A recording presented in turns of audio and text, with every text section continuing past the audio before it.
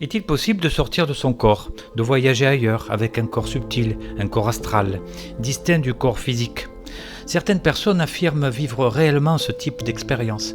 Ce n'est pas une croyance mais un vécu. Julieva fait partie de celle-là. Depuis 2021, elle explore ces états de conscience hors normes, à la frontière de la science, de la philosophie et de l'expérience intime. Une question centrale traverse son livre. Au-delà, notre cerveau produit-il la conscience ou n'est-il qu'une interface ? L'âme est-elle indépendante du corps ? Peut-elle exister et survivre sans lui ? Dans Au-delà, Julieva ne cherche pas à convaincre. Elle doute, elle observe, elle interroge et surtout, elle tente d'apporter des éléments concrets pour montrer que la sortie hors du corps ne relève pas d'une simple hallucination cérébrale. Pour cela, elle accepte de participer à une expérience scientifique.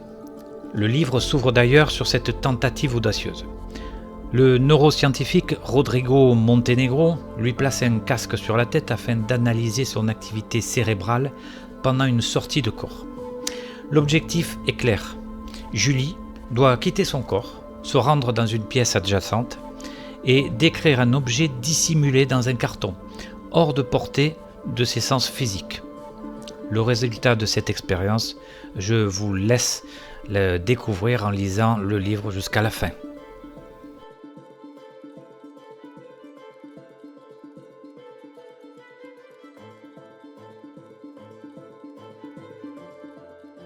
Ce qui rend le parcours de Julieva particulièrement intéressant, c'est son profil.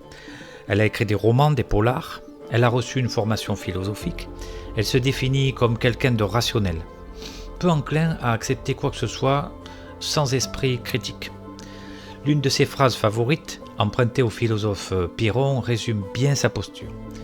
Nos connaissances sont limitées, l'homme ne peut rien savoir avec certitude. Julie aime la liberté, elle voyage, vit dans son van, refuse l'enfermement. La liberté coule dans mes veines, écrit-elle. Mais ce qui frappe, surtout, ce sont les descriptions extrêmement précises de ces expériences.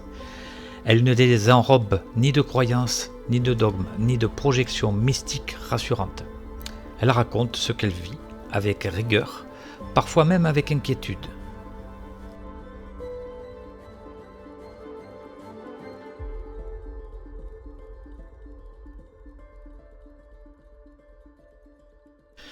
La première sortie de corps survient de manière totalement inattendue. Le phénomène s'accompagne de vibrations puissantes. Son mental vacille, elle pense devenir folle. Pourtant, l'expérience se répète, et peu à peu, le doute change de camp. Et si la folie n'était pas d'en sortir, mais d'être enfermée dans un corps ? De retour à l'état ordinaire, Julie cherche des preuves, encore et encore. Elle confronte son vécu au réel.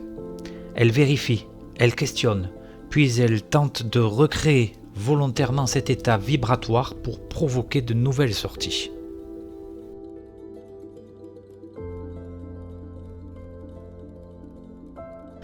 Elle lit de nombreux ouvrages, rencontre d'autres expérienceurs, et c'est aussi l'un des grands intérêts du livre. Julie partage certaines techniques de décorporation, comme la méthode vélo, signifiant oscillation énergétique longitudinale volontaire. Elle évoque également la technique du brise-rêve, devenir lucide dans un rêve, prendre conscience que l'on rêve et désirer en sortir, briser le rêve. On peut alors se retrouver à ce moment-là hors de son corps, mais là encore, rien n'est simple. Comment être certain de ne pas simplement se réveiller dans son corps physique ? Les sorties hors du corps ne sont ni automatiques ni maîtrisables à volonté. Et ce que Julie observe dans l'astral est souvent chargé de projections mentales. Dans ces dimensions, la réalité semble se construire différemment. Comme dans notre monde finalement, nous créons déjà notre réalité à travers nos choix, nos relations, nos intentions. Dans l'astral, ce mécanisme serait encore plus visible.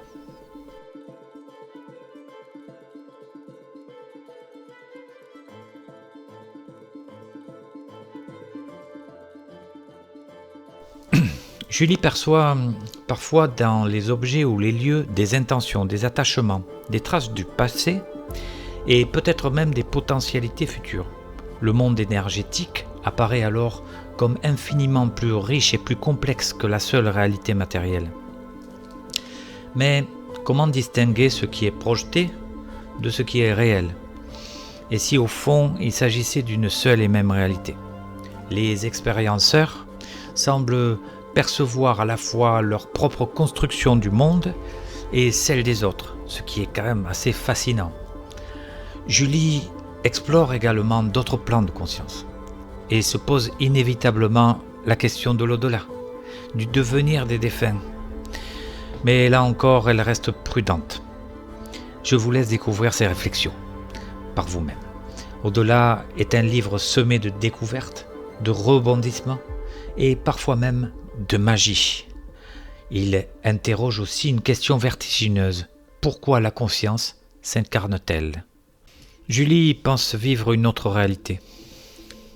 Ou bien est-ce la même réalité que la nôtre, enrichie, la véritable réalité?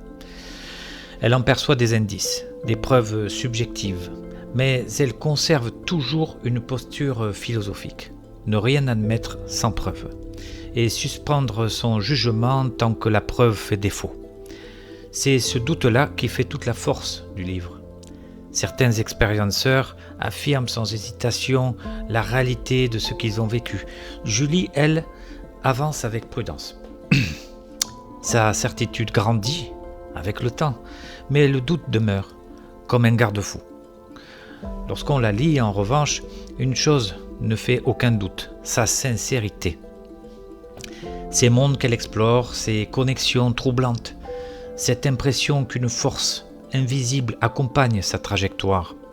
Tout cela donne envie d'y croire, pour elle et peut-être aussi pour nos propres vies. Même si croire ne remplacera jamais l'expérience.